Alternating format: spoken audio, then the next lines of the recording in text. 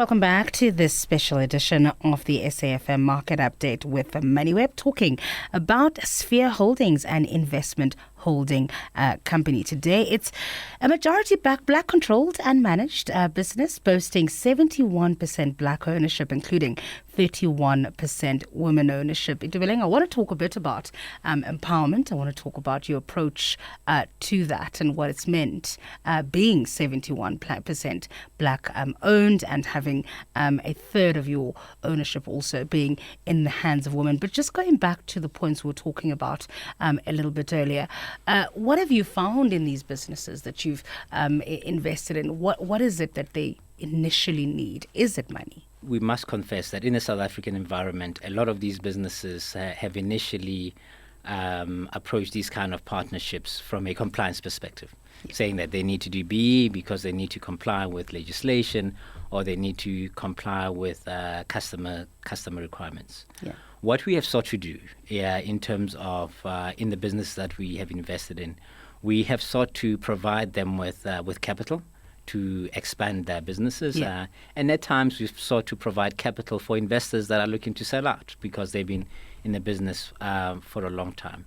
Over and above the capital that we've brought to the businesses, we've also sought to really provide them with our own expertise and the experience that we have, and to really work as partners with the management teams to look to take the businesses to another level.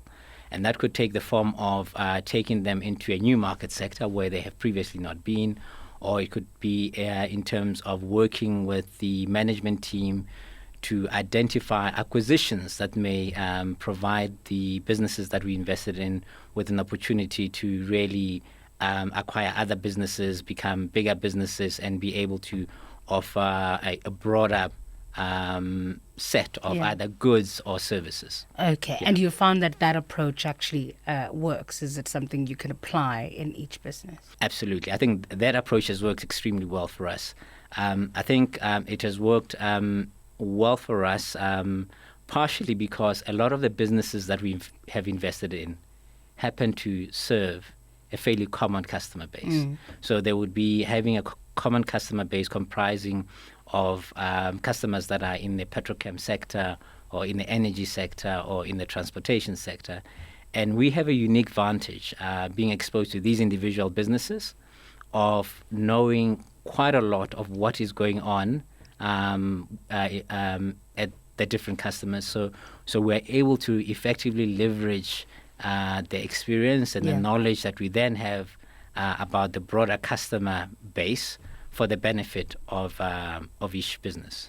I mentioned that there's a lot of talk at the moment about the need to reindustrialize our economy.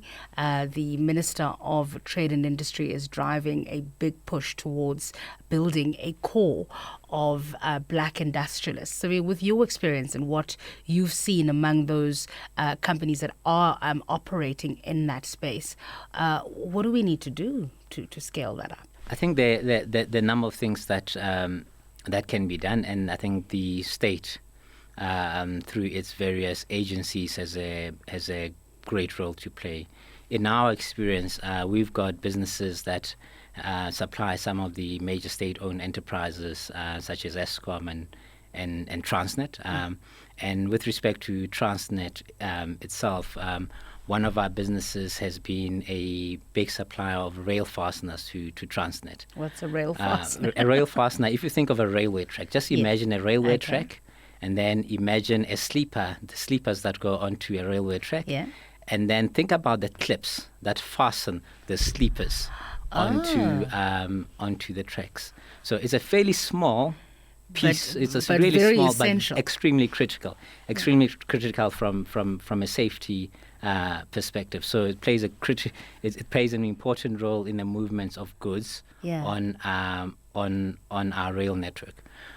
But the point that I was keen to make is that because of the support that this business has enjoyed from Transnet as a key supplier, this business is able to make sure that its factory is relatively full and benefit from scale. Yeah. And because of that, we are then able as a business to compete against other businesses on the continent. And we have won work in Mozambique, in the DRC, in Botswana, against other competitors. Yeah. So the fact that we are able to be a strong supplier to a state-owned enterprise has enabled us to then achieve the scale that enables us to compete outside of this country. Okay, so absolutely the point around that our state-owned enterprises, but also identifying opportunities that the government could open up